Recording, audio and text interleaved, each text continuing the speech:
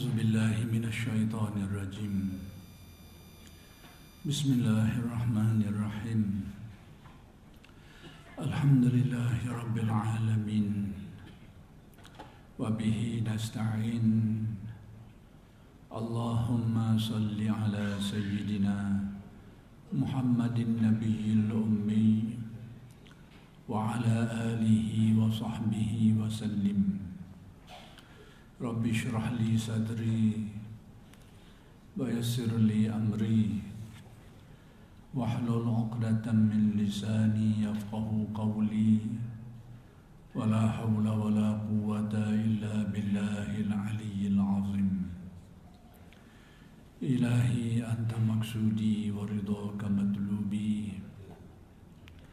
أعطني محبتك ومعرفتك.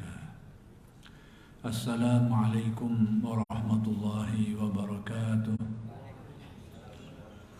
Alhamdulillah wa syukrulillah wassalatu wassalamu ala rasulillah amma ba'd. Jadi pertama sekali kita bersyukur kehadirat Allah Subhanahu wa taala yang telah mengurniakan kepada kita nikmat-nikmatnya sangat banyak zahir dan batin. Mudah-mudahan segala nikmat-nikmat itu sentiasa dikurniakan kepada kita dan dijadikan kita orang-orang yang mensyukuri nikmat. Mudah-mudahan dengan berkat syukur Allah Subhanahu wa taala menambahkan lagi nikmatnya kepada kita semua. Dan insya-Allah pada malam ini akan diteruskan lagi pengajian kitab Sayyidus Salikin karya Syekh Abdul Samad Al-Falimbani rahmatullah alaih. Dan kita berada pada penghujung jilid yang ketiga ni, yang akan dituruti dengan jilid yang keempat pula. Baik, muka surat 207 tu, ini sebagai penutup jilid yang ketiga ni. Kata Syekh, wa kana al-faraghu min tarjumati hadzal kitab المسمى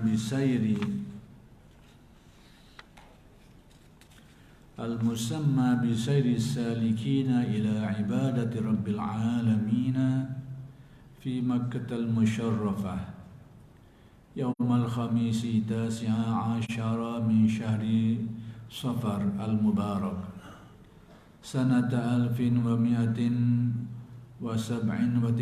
من حجرة النبي صلى الله عليه وسلم على يد مترجمه الفقير إلى الله تعالى عبد الصمد الجابي الفالمباني تلميذ الكتب الرباني سيد الشيخ محمد تلميذ الكتب الرباني الشيخ محمد ابن عبد الكريم السمان المدني نفعنا الله تعالى به وبمدده آمين يا رب العالمين ولا حول ولا قوة إلا بالله العلي العظيم وصلى الله على سيدنا محمد وعلى آله وصحبه أجمعين.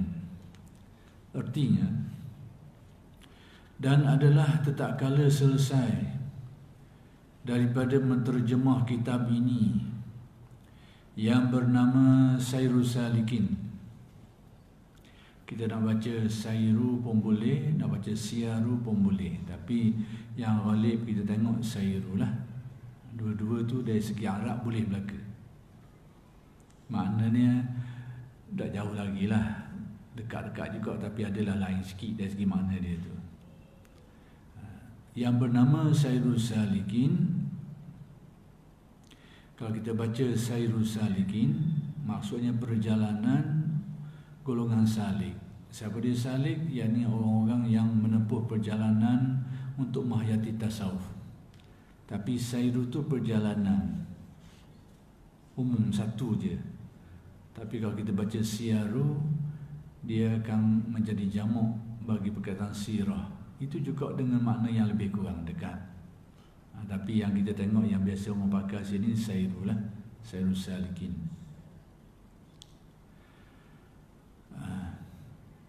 Yang bernama Sayrus Salikin ila ibadati Rabbil Alamin. Nama kitab. Baik, di mana? Selesai menterjemah. Jadi Syekh Abdul Samad ni dia menggunakan perkataan menterjemah. Artinya ada kitab asal hak yang dia terjemah tu. Kitab apa kitab asal dia tu? Jadi kitab asal dia itu bagi kitab Lubab Ihya Ulumuddin ataupun Mukhtasar. Imam Ghazali dia ada kitab besar namanya Ihya Ulumuddin. Kalau hak besar-besar ni sama dengan Sairul Salikin Sutir ni, dia ada 4 utir. Ihya. Itu hak tulisan beremu tu, tulisan beremu penuh muka surat.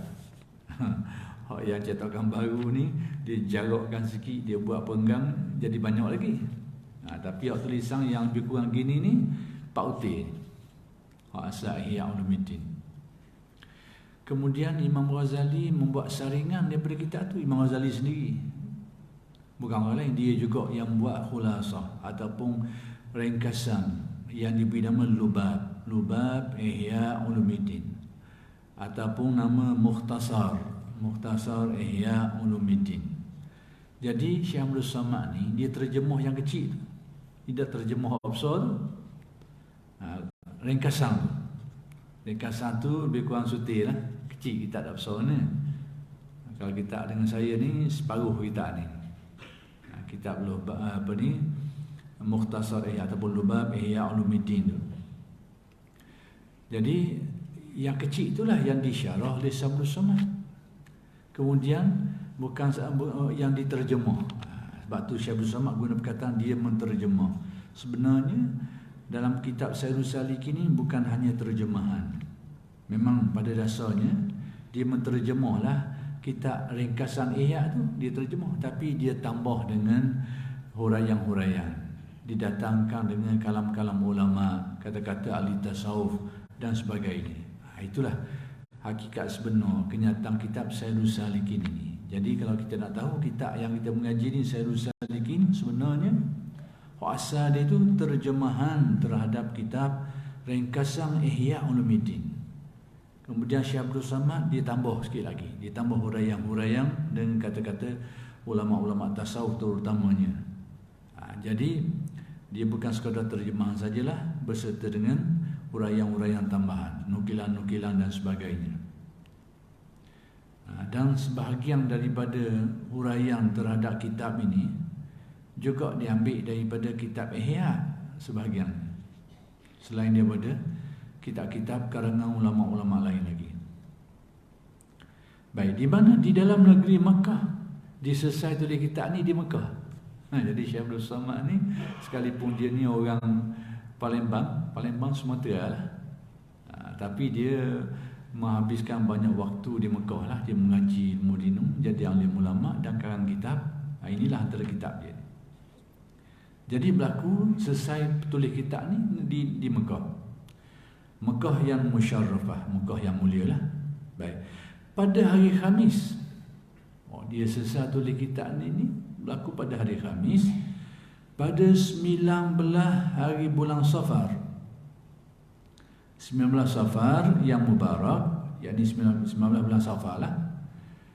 Pada tahun 1197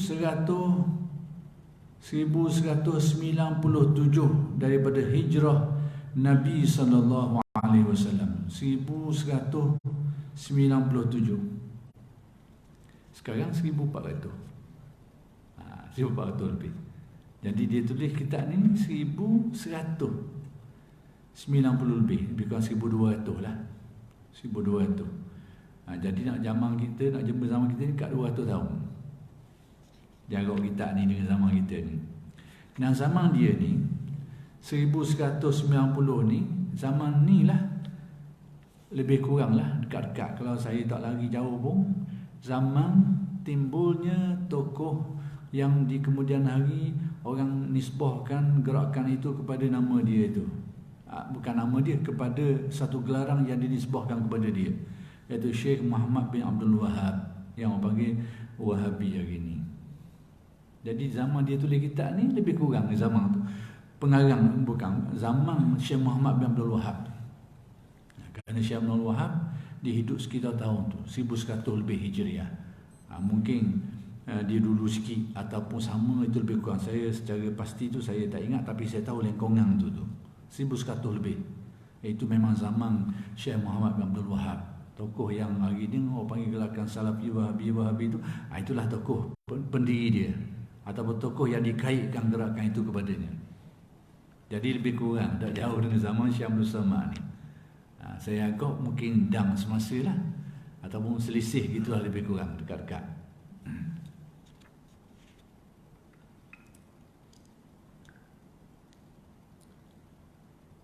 Haning dia tamat, dia selesai tulis 1197. Dia selesai tulis kitab ni. Berarti kehidupan dia sebelum tu. Jadi saya beranggapan, saya rasa besar kemungkinan dia ni semasa, sezaman lebih kurang, lengkungan tu lah. Besar dugaan saya dua tokoh ni hidup zaman yang sama. Mungkin orang ni tua sikit, muda sikit gitulah. Apa ni ukuran kasar saya. Daripada hijrah Nabi SAW atas tangan yang menterjemahkan dia, yakni oleh penterjemah kitab ni, kitab asal dia tu, iaitu Fakir ilallah ta'ala Abdus Samad. Jadi dia membahasakan dirinya fakir. Apa makna fakir? Fakir ni maksudnya miskin asal maknanya. Tetapi kita fahamlah miskin ni ada miskin zahir, ada miskin batin. Miskin batin tu pun ada dua angle kena tengok. Miskin zahir ni orang tak ada benda, tak ada memiliki apa-apa satu, ataupun pemilikan dia tu tak padang, tak cukup untuk memenuhi keperluan dia. Itu orang panggil fakir, fakir zahir. Fakir batin ni pula ada dua makna juga. Makna positif pun ada, makna negatif pun ada. Fakir miskin, fakir batin ni orang yang miskin hati dia. Hati je ni hati lemah, dak orok. Fakir juga tu. Hati je lemah, hati dak semangat, hati je miskin. Tapi ada sisi yang baik daripada perkataan fakir ni, iaitu orang yang merasa dirinya sangat berhajat bergantung kepada Allah. Itu fakir. Dan itulah yang dikenaki dengan perkataan fakir apabila dia digunakan oleh ahli tasawuf. Iaitu orang yang nak menyatakan dirinya itu sedar bahawa dia ni serba kurang, serba lemah, tak ada memiliki apa-apa, lalu berhajat bergantunglah kepada Allah Subhanahu Wa Taala.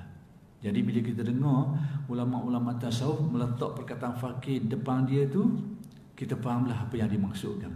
Bukan kerana fakir miskin harta, bukan juga orang yang lemah jiwa, tidak, tetapi orang yang menyedari tentang diri, hakikat diri dia yang serba kurang dan sentiasalah bergantung harap kepada Allah Subhanahu Wa Taala. Ini penggunaan ahli tasawuf. Tapi orang-orang Arab kadang-kadang dia tak nak terima kenyataan ni. Masa saya mengaji di Azhar dulu tu, ada orang Arab tegur, kita tulis nama ni kerana sekalipun kita dok macam ahli tasawuf, tapi kita nak mengikuti mereka tu.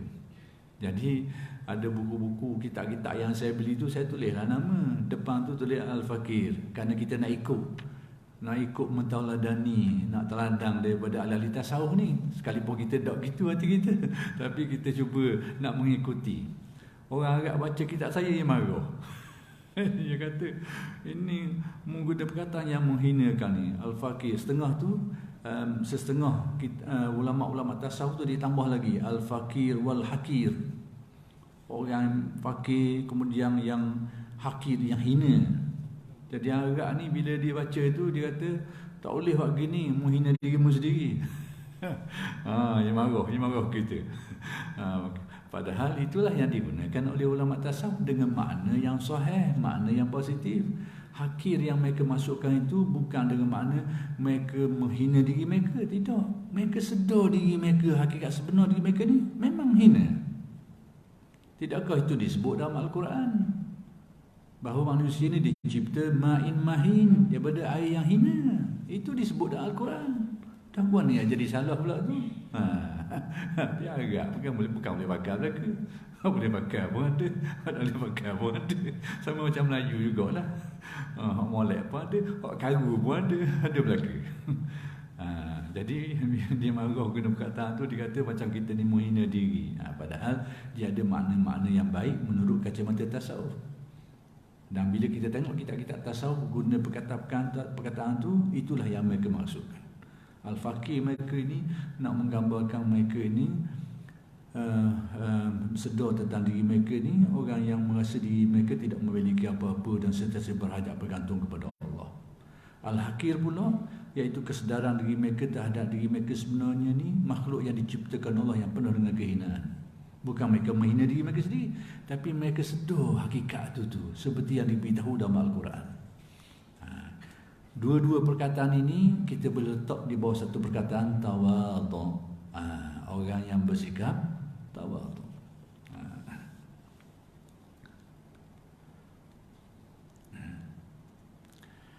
Iaitu fakir ila Allah Ta'ala. Jadi dia guna perkataan secara yang lebih jelas lagi, bukan saja fakir tapi fakir ila Allah. Ini lebih clear lagi lah. Iaitu orang yang fakir, orang yang berhajat, bergantung hajat sepenuhnya kepada Allah Subhanahu wa Ta'ala. Abdul Samad, Najib nama sebenarnya ni Syekh Abdul Samad. Nama sebenarnya Al-Jawi. Al-Jawi ni merujuk kepada kalau dulu kat Pulau Jawa tu, Jawi. Tapi hari ni merujuk kepada Jawi dengan makna orang Nusantara lah. Zaman dulu tak ada sepadang ni. Sepadang ni timbul ni bila dipecah oleh penjajah. Dia pecah. Dulu kita ni Malaysia ni, semenanjung Malaysia, Sumatera, Jawa tu serumpung je. Orang pergi mari zaman dulu. Zaman kerajaan Melaka dulu tu dia cakap tak ada sepadang ni. Tapi bila mari Inggeris, mari Belanda dia pecah dah sekarang. Ni bahagian Belanda, ni bahagian Inggeris. Tapi pecah negara kita. Kalau dulu dia satu rumpung. Orang pergi mari dulu. Daripada Sumatera ke Singapura, ke Tanah Melayu. Sebab tu orang di Johor, orang di Perak, dia banyak kaitan dengan Jawa, dengan Sumatera. Memang kawasan ni kawasan pergi mari dulu. Sehinggalah dia pecah sepadang negara ni, barulah kita terpisah. Jawi, merujuk kepada Jawa lah, ataupun Jawi. Palembani, barulah kait pada tempat Palembang di Sumatera. Murid, dia beritahu dia adalah merupakan murid kepada Qutb Ar-Rabbani. Yang ini salah seorang ulama tasawuf yang terkenal. Qutb Ar-Rabbani Sayyidi Syekh Muhammad Ibn Syekh Abdul Karim As-Samman. Jadi dia ni kata Syekh Abdul Samad bahawa dia adalah murid langsung, murid secara direct tanpa perantara orang lain, iaitu kepada guru tasawuf yang terkenal pada waktu itu, iaitu nama Syekh Muhammad bin Syekh Abdul Karim As-Samman. Ya, ini tokoh pengasas yang dinisbahkan kepadanya tarekat As-Sammaniyah. Jadi Syekh Abdul Samad Palembang ni dia ambil direct daripada guru pengasas tu, Al-Madani. Dan dia ini orang Madani merujuk kepada Madinah.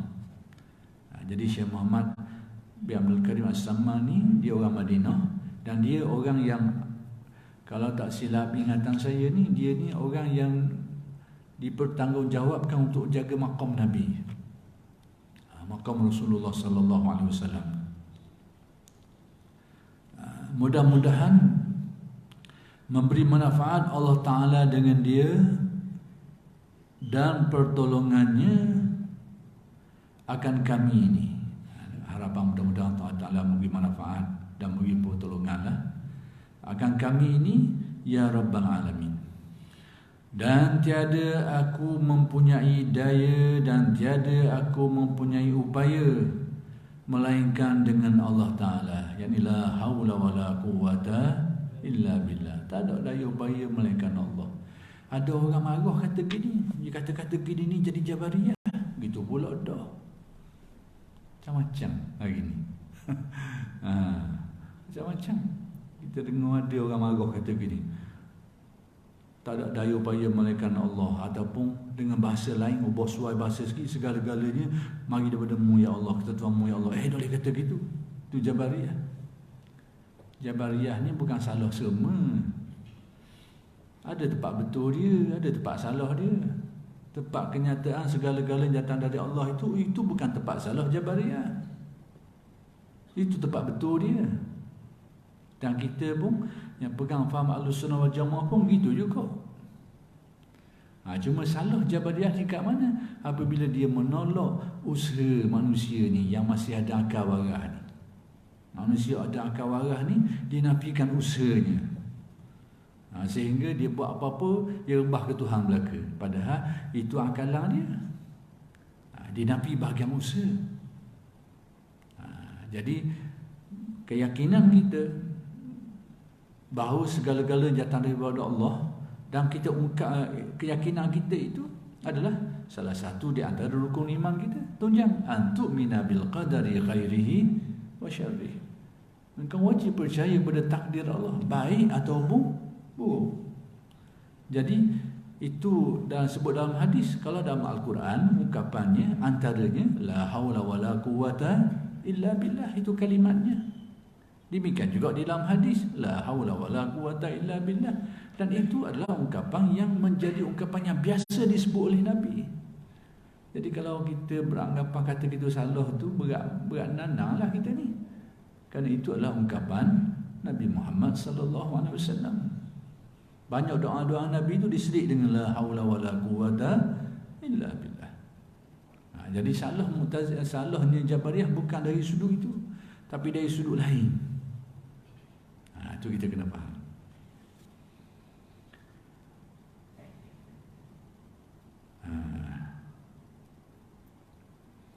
Tiada aku mempunyai daya dan tiada aku mempunyai upaya melainkan dengan Allah Ta'ala Maha tinggi dan yang maha besar. Yang adalah yang maha agung, yang maha besar. Dan rahmat Allah dan salamnya, akhir sekali didoakan mudah-mudahan rahmat Allah dan salamnya atas penghulu kita Nabi Muhammad sallallahu alaihi wasallam dan atas keluarganya dan sahabatnya sekaliannya. Amin. Habis jilid yang ketiga daripada kitab Sayyidus Salikin.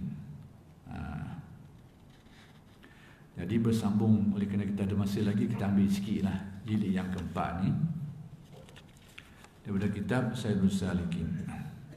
Bismillahirrahmanirrahim. Kata Syamsul Samad, aku mulai kitab ini dengan nama Allah yang amat murah di dalam dunia, lagi mengasihani akan hamba-Nya yang mukmin di dalam akhirat. Jadi menurut faham Syamsul Samad, Ar-Rahman itu dengan makna Allah Ta'ala bersifat rahmat di dunia ini kepada orang mukmin. Ar-Rahim merujuk kepada rahmat Allah kepada mereka ini di akhirat. Itu menurut tafsiran Syamsul Samad. Apa itu macam-macam tafsiran lah perkataan. Nak beza antara Rahman, Ar-Rahim itu apa? Ar-Rahman, Ar-Rahim dua-dua tu kalau kita terjemah dengan makna yang maha pemurah. Cuma orang Melayu ni nak beza dua, dia beza dari segi terjemahan. Ar-Rahman yang maha pemurah, Ar-Rahim yang maha penyayang. Kok Melayu. Sebenarnya dua-dua perkataan itu, Ar-Rahman, Ar-Rahim, daripada perkataan yang sama, iaitu rahmat. Maka timbullah Rahman, Rahim. Lalu apa beza antara dua? Saya nak beritahu yang tu. Jadi menurut segolongan ulama usuluddin, Ar-Rahman ini rahmat yang mencakupi kepada semua orang. Tak kira manusia ke bukan manusia ke, orang beriman ke tidak beriman ke. Ini rahmat yang mencakupi semua.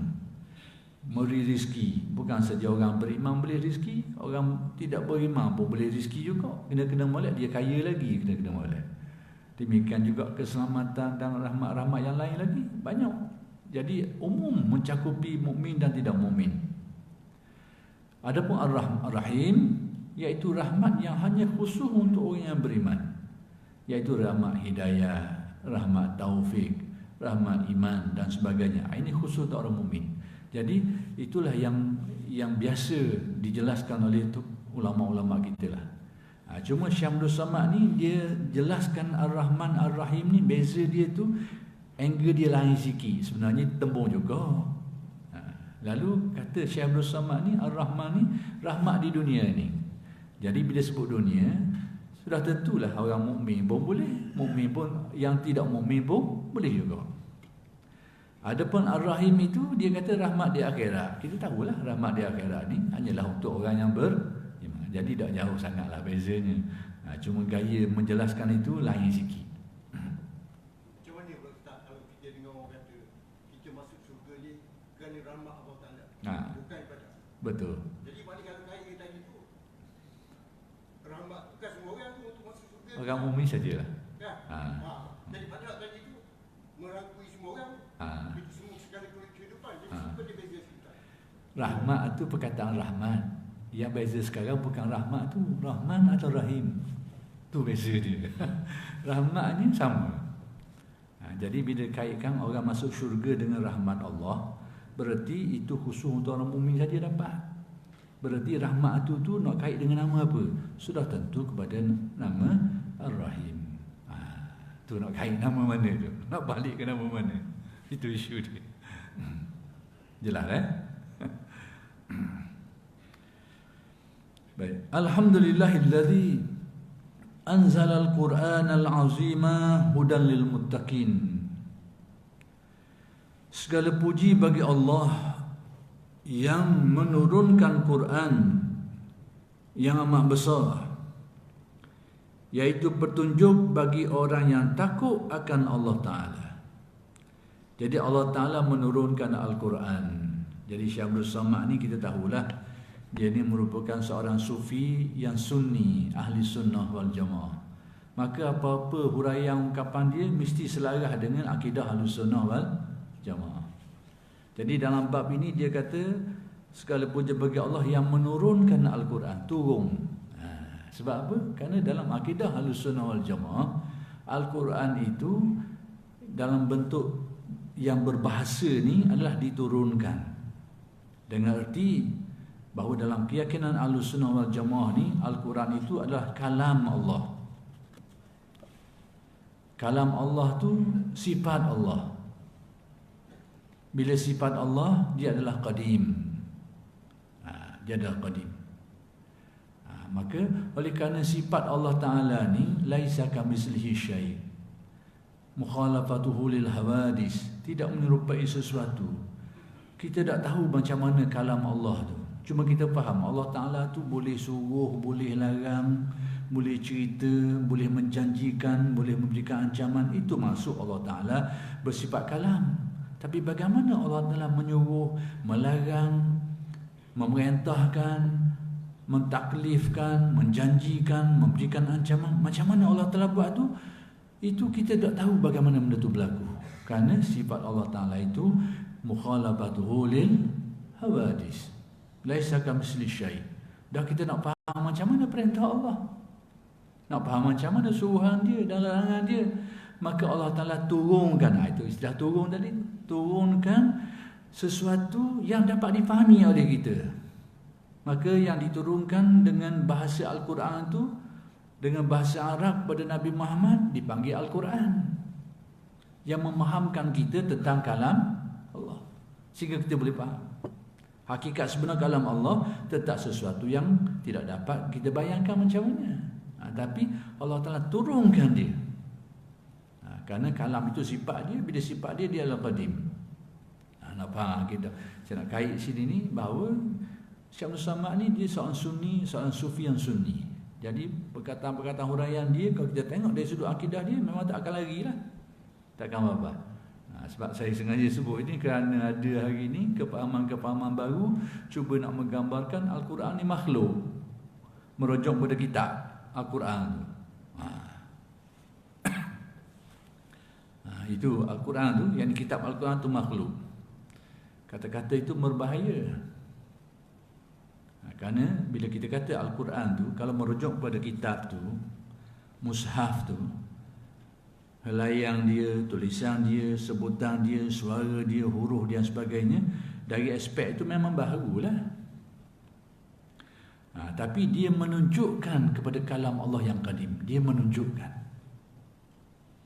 kepada kalam Allah yang qadim. Kitab tu memang baharu. Tapi kalau kita kata Al-Quran tu baharu, dia akan jakit kepada sifat tu. Kalau kita kata maksud kita nak kabarnya Al-Quran tu kitab tu. Tapi kata-kata tu dia boleh jakit kepada sifat Tuhan. Al-Quran ni baharu, akhir sekali dia akan bawa kepada Allah Ta'ala bersifat dengan sifat yang baharu. Itu bukan pegangan Ahlus-Sunnah tu. Jadi kalau ada orang cuba nak memahamkan kita Al-Quran ini baharu, itu bukan faham Ahlus-Sunnah wal Jamaah. Al-Imam Asy-Syafi'i, Al-Imam Ahmad bin Hanbal ditangkap, kemudian dipenjarakan, ada yang kena sebat.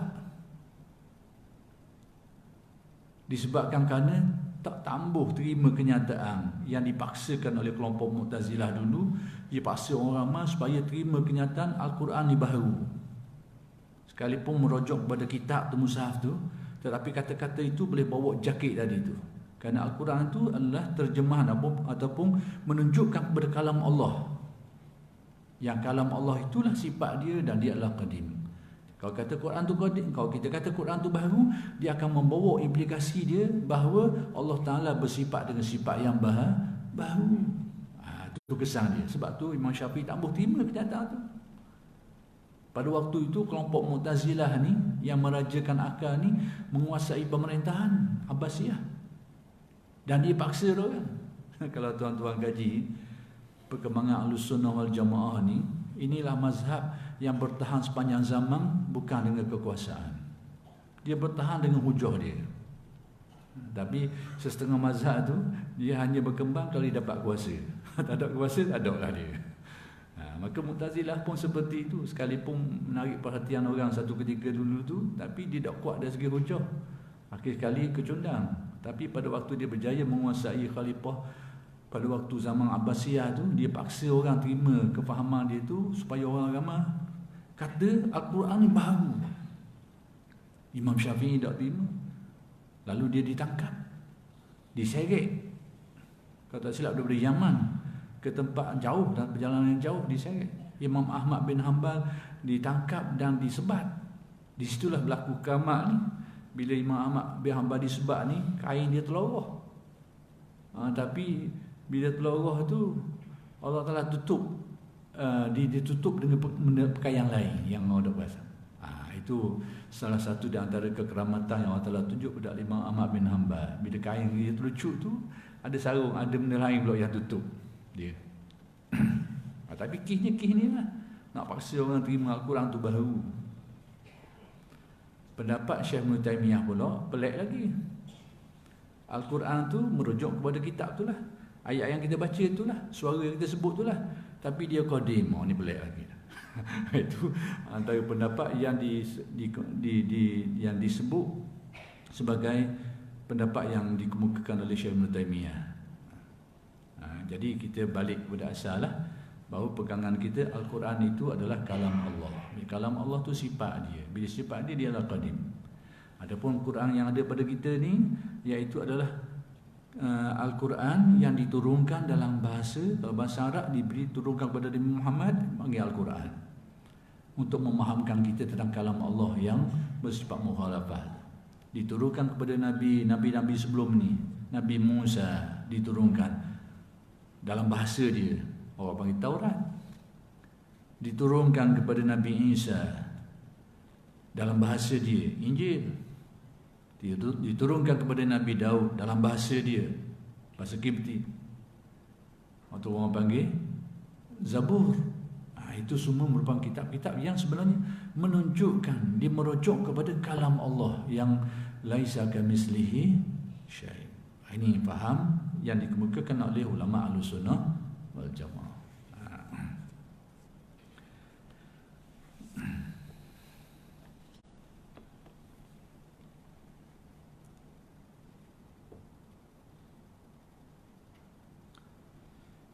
Jadi Quran yang amat besar, iaitu petunjuk. Yang besar ni yang agung lah. Quran yang amat besar, yang maha agung, iaitu petunjuk bagi orang yang takut akan Allah Ta'ala. Dia menjadi petunjuk, dia menjadi pedoman kepada orang-orang yang bertakwa, orang-orang yang takut kepada Allah Subhanahu wa Ta'ala. wa ja'ala sunnatan nabiyhi sallallahu alaihi wasallam tariqatan lil muhtadin, dan menjadikan Allah Ta'ala, yakni Allah Ta'ala menjadikan hadis nabinya Muhammad sallallahu alaihi wasallam itu akan jalan bagi orang yang dapat petunjuk.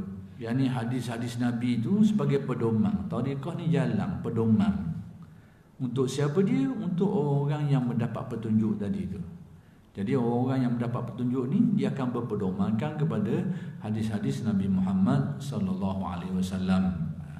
Cuma isunya sekarang macam mana cara nak faham hadis, itu je timbul masalah. Menjadikan Al-Quran dan hadis sebagai pedoman itu tidak dipertikaikan orang. Memanglah itulah pedoman yang kita pegang, Al-Quran dan hadis. Isu yang timbul ni yang kerananya lah menimbulkan ikhtilaf dan akhir sekali membawa kepada timbulnya mazhab yang berbeza-beza itu isu dalam memahami cara nak faham Al-Quran dan hadis. Jadi kita ni pada dasarnya dalam memahami Al-Quran dan hadis ini kita berpegang kepada mazhab Ahlus Sunnah wal Jamaah yang merupakan majoriti umat Islam sejak dari dulu sampai hari ini. Sejak dari dulu sampai hari ini, dalam kajian-kajian yang dia buat, yang berpegang kepada mazhab Ahlussunnah wal Jamaah ni kekal majoritinya sampai hari ini. Ada dalam dunia gini kelompok-kelompok Syiah, kelompok-kelompok lain, saya tak apa nak sebut, ada orang tak apa nak suka tapi tak apalah. Kelompok-kelompok lain tu macam-macam lah. Memang tidak dinafikan, tapi mereka ni bukan kelompok majoriti. Ramai-ramai lah, tapi kalau congok-congok dia bukan kelompok majoriti. Bagaimana kedudukan mereka ni serah kepada Allah Ta'ala lah. Yang penting kita pegang kepada apa yang dianjurkan, iaitu as-sawadul azam, majoriti perjalanan umat ni. Yang hari ini kenyataannya adalah Ahlus Sunnah wal Jamaah. Kita peganglah. Yang lain daripada tu serah kepada Allah Ta'ala lah, macam mana kedudukan dia tu.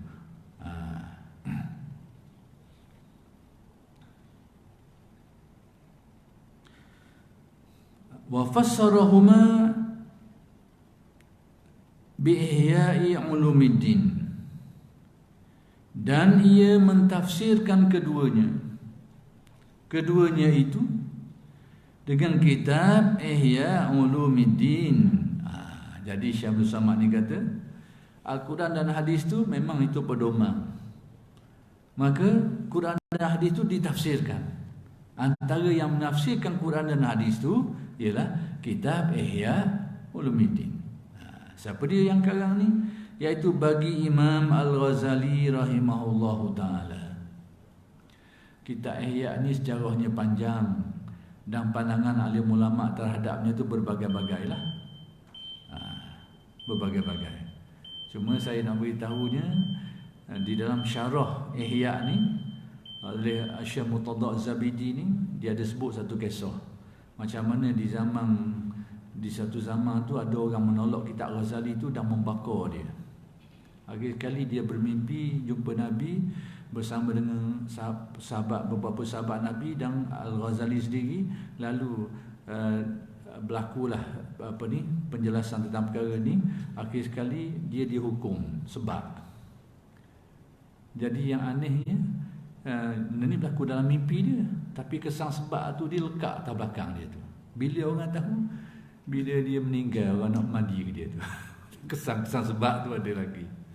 Dan dia setelah itu dia bertaubat lah. Dan orang berkenal ni ada makam dia di Morocco, dan saya pernah ziarah makam dia tu, kubur orang dia tu.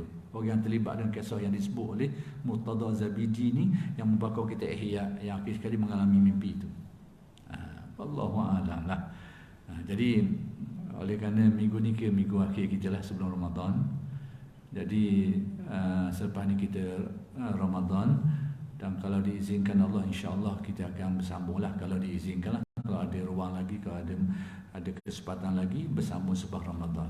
Jadi sempena dengan Ramadan yang akan kita sama-sama tempuh ni, saya minta maaf lah bagi sekiranya ada kesalahan, kesilapan tersalah bahasa dan sebagainya, tersalah contoh, terkena pada seseorang dan sebagainya secara tidak sengaja, minta maaf lah. Sekianlah saja dulu. Aku qauli hadza wa astaghfirullahalazim li wa lakum. Assalamualaikum warahmatullahi